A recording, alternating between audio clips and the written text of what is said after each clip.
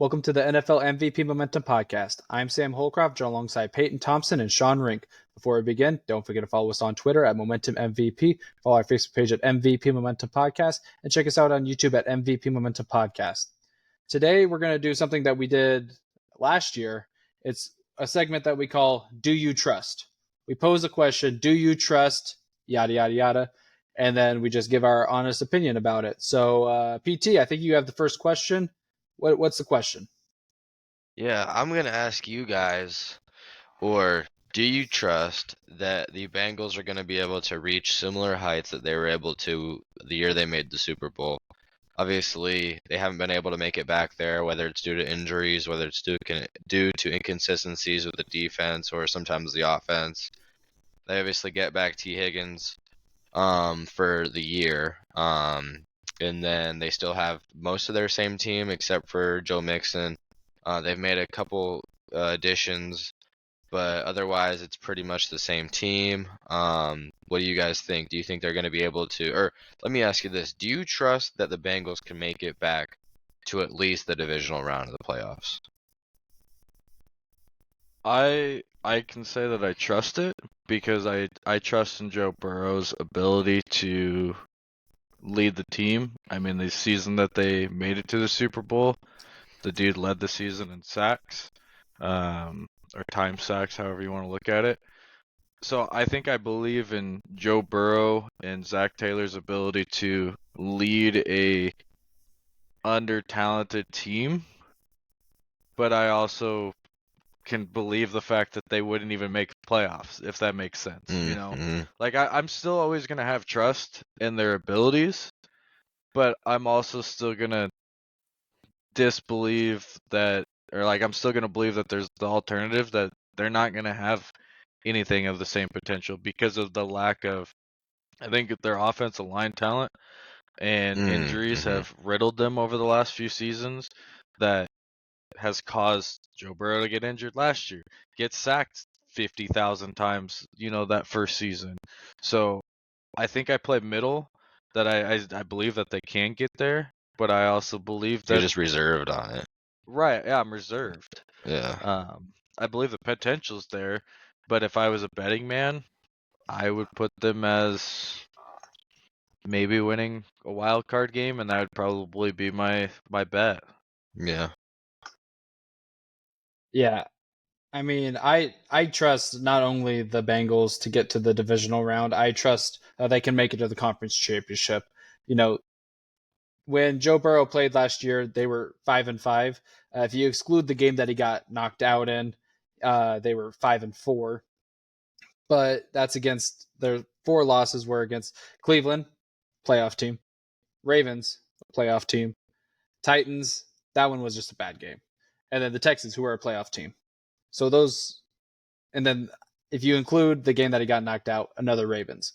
So 4 out of their 5 losses were against playoff teams, and that also includes a win against the Bills, a win against the Niners, a win against the Rams. There's 3 playoff teams right there. So if he stays healthy, they make the playoffs. I mean, in his 4 seasons, he's been knocked out halfway through the season twice. They don't make the playoffs. The 2 times that he's healthy, they make the playoffs and make it to the conference championship both times. I still think that this is the best team in the division, best team in the conference. With the Chiefs still being the Chiefs, can't say that. But I think with the Bills taking a step back this year, the Bengals definitely have an opportunity, but they're going to have to get past the Ravens. So do I trust that they'll make it to at least the divisional round? For sure, because Joe Burrow is going to be healthy and he's going to come back with a vengeance. PT, I know you had him as an MVP last year, but I think that, this is the year that you can pick him to win MVP because he's going to come back with vengeance.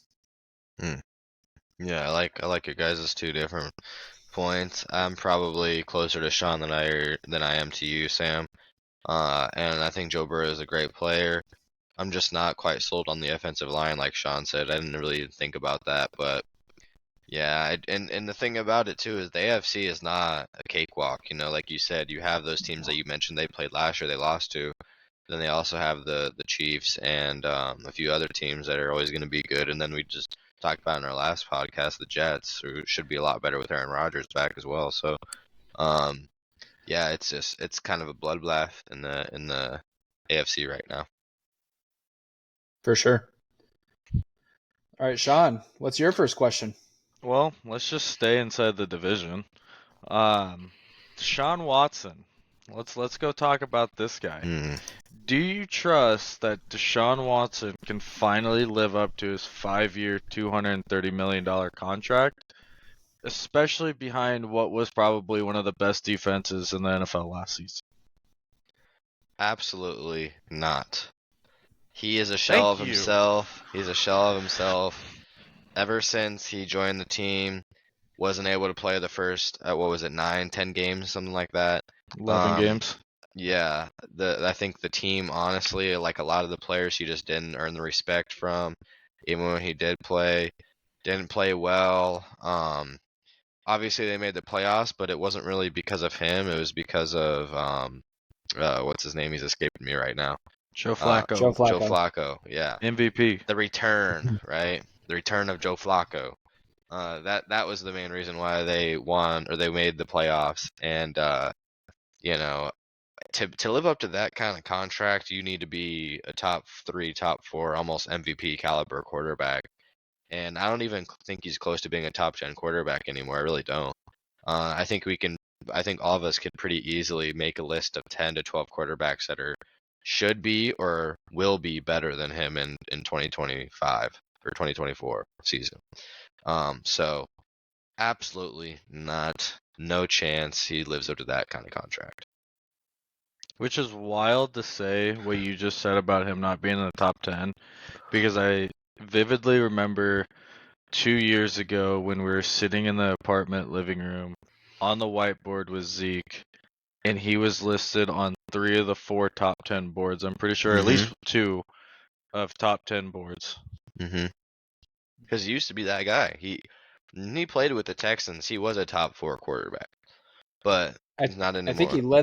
I think he in the 2020 season he led the league in yards, attempts, and maybe not touchdowns, but yeah, he was one of the top guys in terms of the quarterback play in that 2020 COVID year, and then he sat out the 2021 season, missed 11 games with the Browns, and then I don't even think he finished the season healthy either. And then last year he wasn't healthy.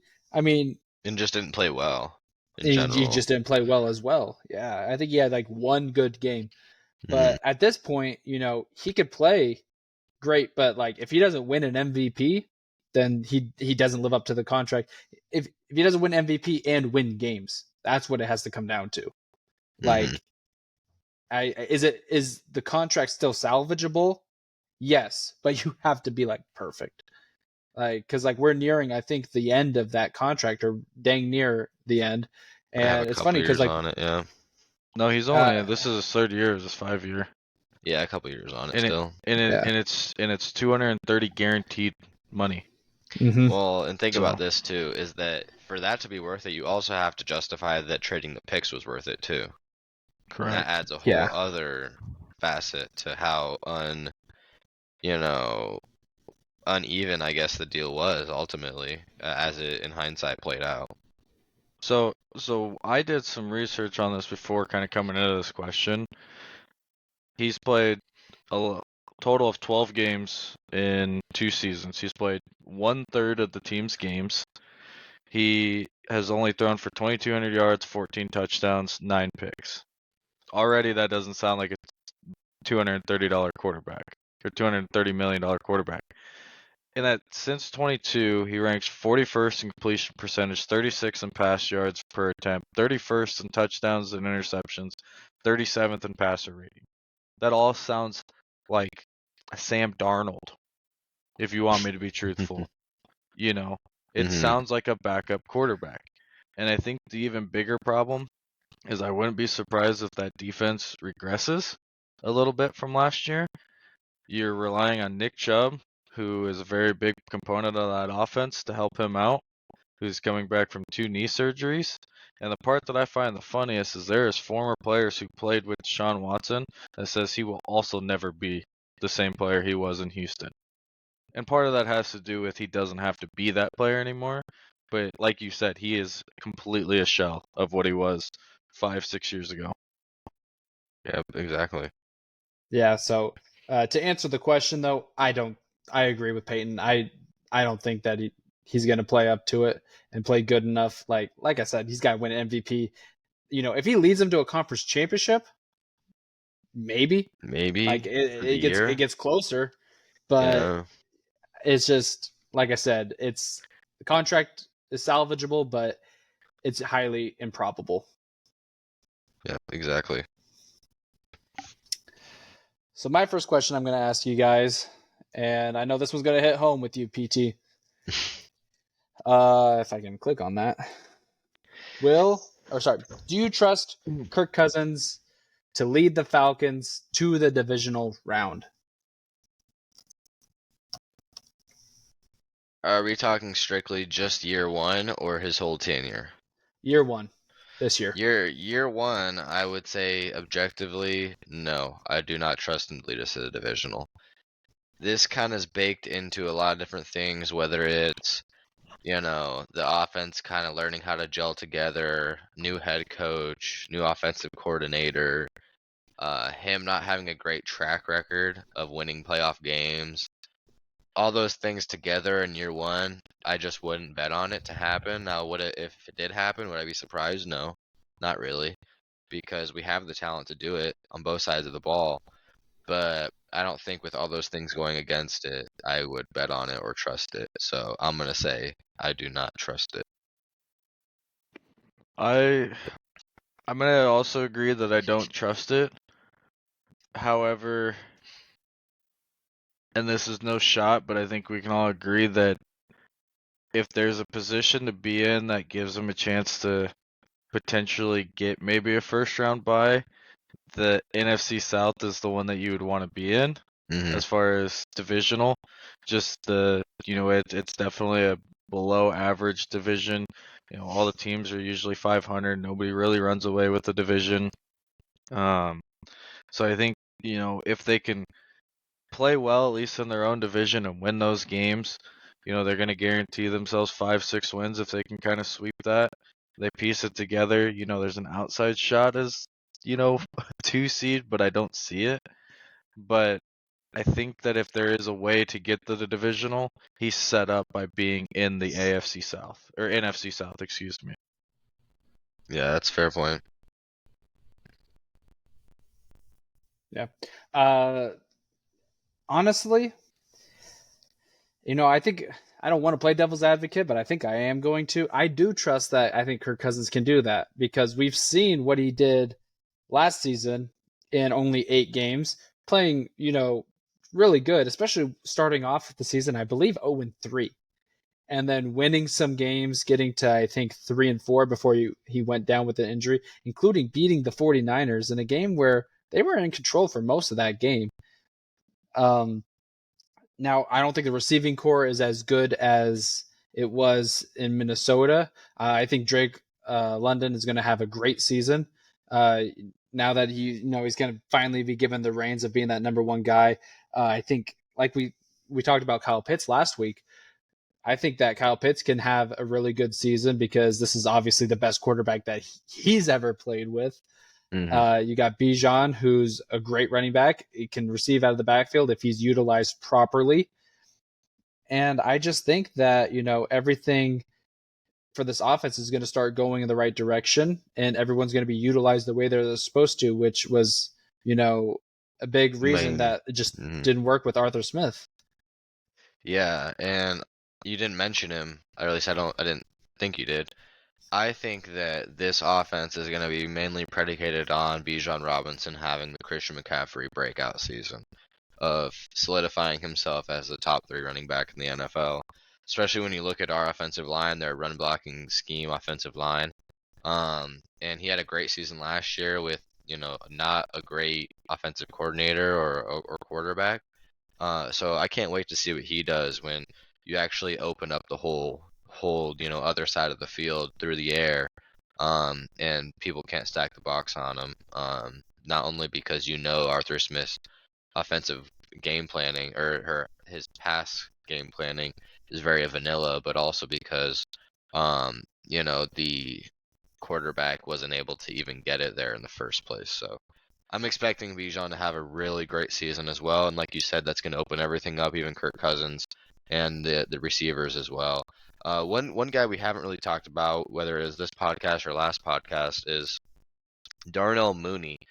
I can see Darnell Mooney having a pretty good season, kind of a career-defining season that's going to make him looked at a little bit differently. He's been in Chicago for the past few years of his rookie contract, being with Justin Fields in that vanilla offense as well.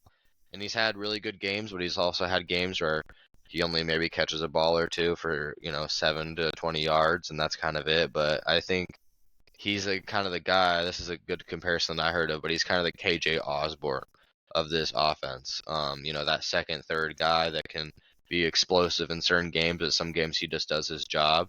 But he kind of opens up kind of the deeper side of the field as well. So, yeah, I mean, I wouldn't trust it, but like I said, I wouldn't be surprised. We kind of just went over the talent of the team, and yeah. Yeah, that would also include me trusting that they would win at least one playoff game, assuming they wouldn't get the 1 seed. Right. But you never know. I mean, you'd never know. I mean, wouldn't that be something though if the first year all these pieces come together and they're the first seed in the NFC? That would be pretty crazy. But anyways, enough about my team. Let's get into another AFC team. Kind of funny because this is probably my favorite AFC team that in the NFL in general, but also we talked about them last podcast as well. The Houston Texans. Do you trust that they're going to be able to have a better season or equal to last year? I trust that they can at least be equal to. I think they've added a little bit of firepower. They've added Stephon Diggs, Joe Mixon. They've added to that offense. I think the only thing that's going to be the factor, and you've mentioned this in the past, is if teams are going to be able to make the adjustment from the film that they saw from CJ Stroud from last season and be able to stop him, or if CJ is going to take that next step and be like, what you saw last season is only the beginning and I'm turning it up a notch and you guys have no idea what to look out for. I think that's going to be the decider on if they go above what they did last season. But I think that they're going to match it. But if he can take that next step, and I know this is kind of a cop-out kind of way to answer, but if he takes that next step, the sky's the limit for that team. Mm-hmm. Because I think they have the talent. I think that they could make a serious run in the AFC if they get that next step. And the pieces that they brought in are going to help him be able to take advantage of that to get to the next step, which I think in their mind is, playing an AFC championship game with the, Super Bowl on the line to go to. Yeah, I trust the Texans to have about as much success as they did last year. More, I don't know, because they were just like the Jaguars 2 years ago. They overachieved. Texans overachieved last year. Are they going to take a step back like the Jaguars did last year? I don't know. I'm looking at their schedule right here. And, they don't have a tough road game until week 7 where they play at Green Bay, but that's in October, so it shouldn't be like too cold. It shouldn't be super snowy or anything. Then they have the Jets on a short week. If Aaron Rodgers is there, that's a tough game. If not, they could probably get that. At Dallas, at Jacksonville, that could be, one of those where, like, if you lose that game, you may not have a chance to win the division for either team. And then at Kansas City, week 16, but they also have, some games where you have good teams coming in while you're at home. Baltimore, week 17, Miami, week 15, the Lions, week 10. Jacksonville, you have early in the season too. Buffalo, they could still be somewhat good. They still have Josh Allen. So it's a tough schedule because they're playing a lot of good teams because they won the division. Mm. But I think that I think they got 10 wins last year, right? I believe Yeah, so. I think that sounds right. 9 or 10.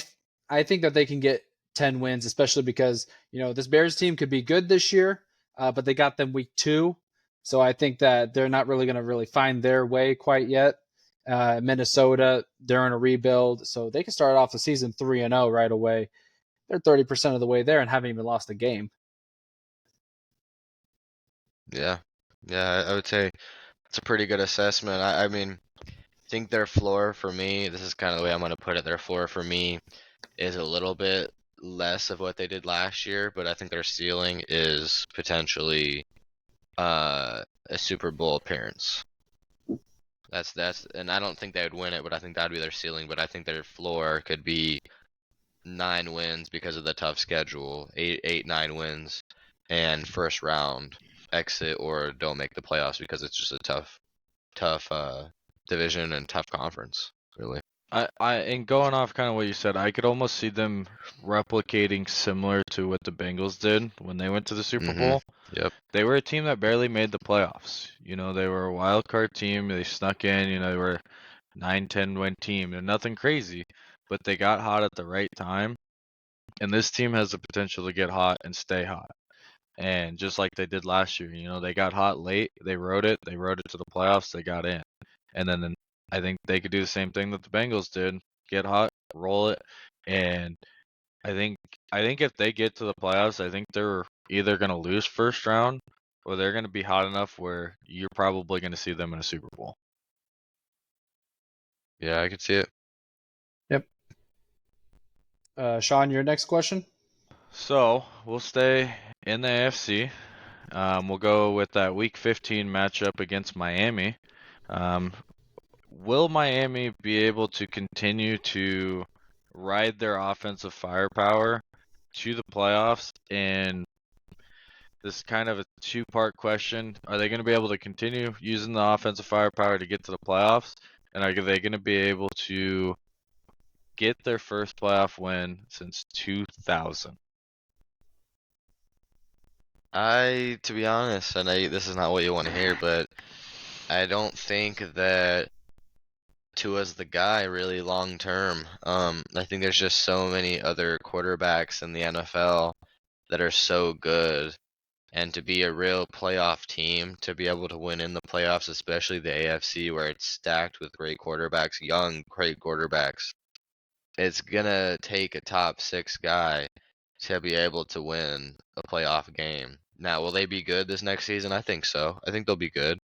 But will they be able to make and win a playoff game? I'm not so sure about that. There's just a lot stacked up against them, I feel like. So, do I trust the Dolphins to maintain their offensive prowess, I guess you could say? I think so. Adding OBJ is, great for them because, I felt like last year you saw Tua throw every other pass to Tyreek Hill, Jalen Waddle, Tyreek Hill, Jalen Waddle. And then you were like, oh, Braxton Berrios got a catch. What do you know? You finally have kind of like that third guy because they've been missing that. I felt like they missed that last year because they had, I don't even remember who they're, It was Smythe. yeah. So Smythe was like their kind of like third option because he did a lot of checkdowns because they missed Gesicki last year. Because he was great 2 years ago because he was a for sure catch if you threw it up to him because he's just so tall. But you get someone like an OBJ who's a great possession receiver, whereas Jalen Waddle and Tyreek, you give them the ball in space and you just let them go to work. So I think adding OBJ really helps. The backfield with Mostert and a chain. I can never say his name. That's right. Yeah. Okay. Can. That backfield is so dynamic. Either one of them can get 200 all-purpose yards any given game. whether it's rushing or receiving. I think that this offense is going to be good enough to, keep them in games, win them games. But to get them their first playoff win, that's where I do not trust it. Because in order to win playoff games, you have to play defense. And personally, I'm scared of the Dolphins. I'm scared for the Dolphins defense this year. Like the only notable names, they have Calais Campbell, who, was contemplating retirement, I think, last year. Once he finished the last few years, realistically. Yeah. He's taken over kind of for Christian Wilkins. You lost Christian Wilkins. You have Bradley Chubb. He's all right. You got Jordan Poyer, which I think that was a great signing. Yeah. But if you're not going to be able to get any pressure on the front line, then he may not have too much of an effect on the game. And Xavier Howard isn't here. And is Jalen Ramsey like when he signed with Miami last year, even though we got hurt, I think in training camp, we were like, great, you can put Xavier Howard on the alpha. You put Jalen on the second guy because Jalen, a little bit of a shell of himself, but he's still great. Don't get me wrong. But you just trust Xavier a little bit more. Xavier's gone now. So you have to rely even more on Jalen Ramsey. And do you feel comfortable with that? That's where, since it was a two-part question, I feel like, do I trust the offense to do great? For sure. Do I trust the defense? I to help them win a playoff game? I don't see it. Yeah. And I think that's completely fair. I mean, when I look at this question, even if I'm being biased as a Dolphins fan, I don't think you really have a choice but to put trust into the offense. There's nowhere else that you can put your trust because the defense, like you mentioned, isn't going to be there. I mean, truthfully, in the draft, I was kind of upset that they didn't even take more offensive players because I think the offensive line could be improved drastically. I mean, Teron Armstead's probably going to be hurt week 4, and we won't see him the rest of the year and just keep paying him money. I think the other thing that they have riding for them that their offense is going to be able to help them is they have the 9th easiest schedule next season. However, if they don't start 8-2 or 7-3, I don't know if they even make the playoffs. Like their first 10, 11 games, when you look at it, their toughest games are they play Buffalo twice, and you have a Green Bay team week 13, a Rams team, and like Jacksonville, like you might slip on one of those. You'll probably split with Buffalo. But if you can't get through that, when you look at that final 6 games, there's 4 teams in those final 6 games that were playoff teams a year ago that you're going to be happy if you split and go 3-3. And so at that point, you're at best 10 wins. So again, it comes back to, as a Fins fan, I have to put trust in offense because it's the only thing going. And when it comes December, McDaniels is 4-10 in December in 2 years or 3 years, whatever it is, in December and later. So if we don't get hot early, it's probably over. Yeah. Yeah. All right, so then that brings the last question. It's a question I posed last year, and I'm going to pose it again this year. Let me just pull this up. I should have probably specified. So, do you trust that there will be 5 new playoff teams this next year? Did you give us the stat before or after we answered the question? I think I gave it Before. So, I think for like the last 15 years, there has been at least 4 new teams every single year. And since we've expanded to, I think, the 17-team playoff, I think this last year was like the 3rd year that we've done it or something. I think there was 5 teams 2 years ago, and there was indeed 6 teams last year. and that's the number that I posed with last year. And it's crazy because that's almost half the teams that are brand new. But this year, I'm just saying 5. I'm gonna say yes, undoubtedly, to be honest, because there's already teams that I was thinking of when you were explaining that off the top of my head. I feel like they're gonna make it. So on the NFC side, I think my Falcons are going to make it back. Long time, not making it there, but I think they're gonna make it back.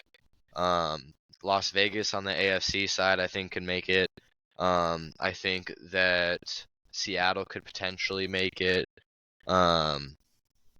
Jacksonville could easily make it. I think. I think the Bengals could make it.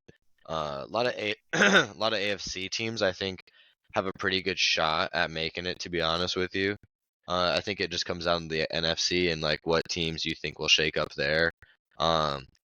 This might sound crazy. I honestly wouldn't be surprised if both Tampa Bay and the Falcons made the playoffs this year either. I think that at some point the NFC South is going to get stronger. I'm not expecting it to be crazy strong, but I could see both of those teams having 9 wins and one team being a wild card team. At minimum 9 wins, I mean, but one team being a wild card, one team being a 3-4 seed. So that's already 2. So AFC wise, I think for sure. AFC wise, yes, for sure. NFC wise, I think it's probably going to happen, but I'm uncertain. So when you ask this question, are you asking 5 new teams for both Total. sides or No, just just total. If it's total, I think 100%. I mean, 100%, yeah. I go through this and I mean, just going division by division. The AFC, it wouldn't surprise me if Miami doesn't get in and they're not in the playoffs. They take away one of the wild card. It wouldn't surprise me if the Bengals replaced either Miami, Pittsburgh, Cleveland as one of those wild card spots. Wouldn't surprise me if Jacksonville, like PT says, replaces one of those teams. Same with the Raiders. Shit, the Chargers could even find a way to put it together and find a way into a wild card spot. I mean, right there is probably. I mean, I just mentioned 4 teams just on the AFC side. Then going to the NFC, like PT said, I think he's completely honest. I think the AFC is more up in the air every single year than the NFC is. But I mean, I wouldn't put it past. I think the NFC East, Cowboys, Eagles are probably fairly consistent. They probably stay. Detroit and Green Bay, I mean, I think Detroit probably stays. Green Bay could fluctuate, truthfully. But the NFC South, I don't think Tampa repeats. I think Falcons, Saints, one of them teams are going to win the division. And then the NFC West, I mean, Seattle could do it. I mean, I think there's honestly a chance that you get 5 teams just in the AFC and 4 teams on the NFC, let alone just 5 total. I think that there's enough fluctuation in where the teams stand and their potentials that we're talking 1 or 2 games flips 4 teams into a playoff position. And I think the NFC is kind of the same way. Like it's kind of an open race. I would even say like 5 teams total. Yeah, I would even say you could honestly have 4 AFC and 1 being the Falcons and the NFC, and you would still meet the criteria. As crazy as that would be, it could happen. It's just with the combination, or you could have 4 and 1 on the opposite side, which is not likely, but there's just different combinations that you can have that I think it makes it more likely. Yeah, and just a way, because like there's 2 ways to approach this question. There's like what teams can get in, but then you also have to ask what teams are going to get out. So if we're looking at the NFC, the teams that I think we can confidently pencil in: Niners, Lions, Cowboys. And that's probably it for like pencil shoe-ins. Like Tampa, maybe. I think Philly, you could probably like 90% of the way. Yeah, pretty much like Philly. a wild card. Yeah. But like the Packers, it depends on the play of Jordan Love. I mean, they barely snuck in last year with how great Jordan Love played.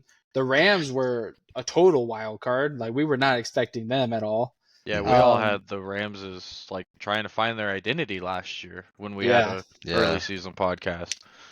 Yeah, but then you look at the AFC, where like you said, like there was a bunch of teams that we could see making it. The AFC, there's only a few teams that we could really pencil in. I think Ravens you can pencil in, especially adding Derrick Henry, Kansas City, and probably Houston. Those are really I the don't only think you can three. pencil in Houston. I would rather pencil in Buffalo than Houston.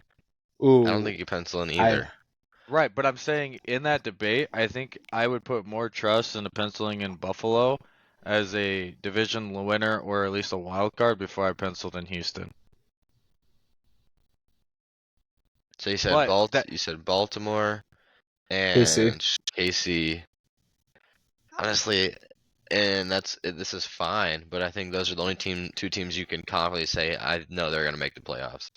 I think Right. I said the Texans could take a step back, and I think the same with the Bills with losing Stephon Diggs could take a step back, and it could be a whole fresh new team. It could be the Chargers replacing one in Jacksonville, Bengals, um, and another team. You know, like I said, you could even have you could have 4-1 ratio, like I said. See, the Yeah. craziest part about the discussion that we just had in the last minute and 15, just about the AFC, you could have 5 new playoff teams just on the AFC and have only one returning, just because of how close the divisions really are, Yeah, or how close the teams are. exactly. Yeah. Yeah. So it's definitely going to be fun to see, but unfortunately, you know, with almost all of these questions that we posed about do you trust, we won't be able to get a kind of figure out and until the end of the season. But that'll probably be something that we'll touch up on during our Super Bowl live stream Hmm. this upcoming year. But is there anything else that you guys need to add? Nope. I think we're good. It was a good All one. right. One quick question. I only need a one-word answer. Yes. Do you trust that the Chiefs are going to three-peat? No. No. Okay. Now All they're right. gonna three-peat because we said that. Yeah, no, because you said it so fast too. Hey, But but I'm gonna take credit because I said yes before you answered the question. So either way, I'm gonna be right here in 12 months. right, okay. But once again, don't forget to follow us on Twitter at Momentum MVP. Follow our Facebook page at MVP Momentum Podcast, and check us out on YouTube at MVP Momentum Podcast. I've been Sam Holcroft. Evan Payne Thompson. I've been Sean Rink. Thanks for listening.